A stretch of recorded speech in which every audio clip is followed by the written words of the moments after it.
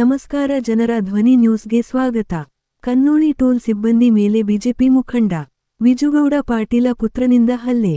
ವಿಜಯಪುರ ಜಿಲ್ಲೆಯ ಸಿಂದಗಿ ತಾಲ್ಲೂಕಿನ ಕನ್ನೋಳಿಯಲ್ಲಿ ವಿಜಯಪುರ ಕಲಬುರ್ಗಿ ಹೆದ್ದಾರಿಯಲ್ಲಿರುವ ಟೋಲ್ ನಾಕಾ ಸಿಬ್ಬಂದಿಯನ್ನು ಬಿಜೆಪಿ ಮುಖಂಡ ವಿಜುಗೌಡ ಪಾಟೀಲ ಅವರ ಪುತ್ರ ಮತ್ತು ಸಂಗಡಿಗರು ಸೇರಿಕೊಂಡು ಅವಾಚ್ಯ ಶಬ್ದಗಳಿಂದ ನಿಂದಿಸಿ ಥಳಿಸಿರುವ ಘಟನೆ ಗುರುವಾರ ನಡೆದಿದೆ.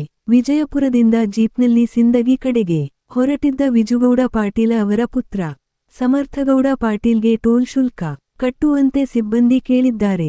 ಈ ಸಂದರ್ಭದಲ್ಲಿ ನಾನು ವಿಜುಗೌಡ ಪುತ್ರ ಎಂದು ಸಮರ್ಥಗೌಡ ಹೇಳಿದ್ದಾನೆ. ಆಗ ಸಿಬ್ಬಂದಿ ವಿಜುಗೌಡ ಯಾರು, ನಮಗೆ ಗೊತ್ತಿಲ್ಲ, ಶುಲ್ಕ ಕಟ್ಟಿ ಎಂದಿದ್ದಾರೆ. ಇದರಿಂದ ರೊಚ್ಚಿಗೆದ್ದ ಸಮರ್ಥಗೌಡ ಮತ್ತು ಸ್ನೇಹಿತರು ವಿಜುಗೌಡ ಯಾರು ಎಂದು ಗೊತ್ತಿಲ್ಲವೇ ಎಂದು ಟೋಲ್ ಸಿಬ್ಬಂದಿಯನ್ನು ಗದರಿಸಿ ಹಿಗ್ಗಾಮುಗ್ಗಾ ಥಳಿಸಿದ್ದಾರೆ. ಆರೋಪಿಗಳ ಥಳಿತದಿಂದ ಸಿಬ್ಬಂದಿ ಸಂಗಪ್ಪ ಎಂಬುವವರಿಗೆ ಗಾಯಗಳಾಗಿದ್ದು ಸಿಂದಗಿ ತಾಲ್ಲೂಕು ಆಸ್ಪತ್ರೆಯಲ್ಲಿ ಚಿಕಿತ್ಸೆ ಪಡೆದಿದ್ದಾರೆ. ಸಿಂದಗಿ ಪೊಲೀಸ್ ಠಾಣಾ ವ್ಯಾಪ್ತಿಯಲ್ಲಿ ಘಟನೆ ನಡೆದಿದೆ.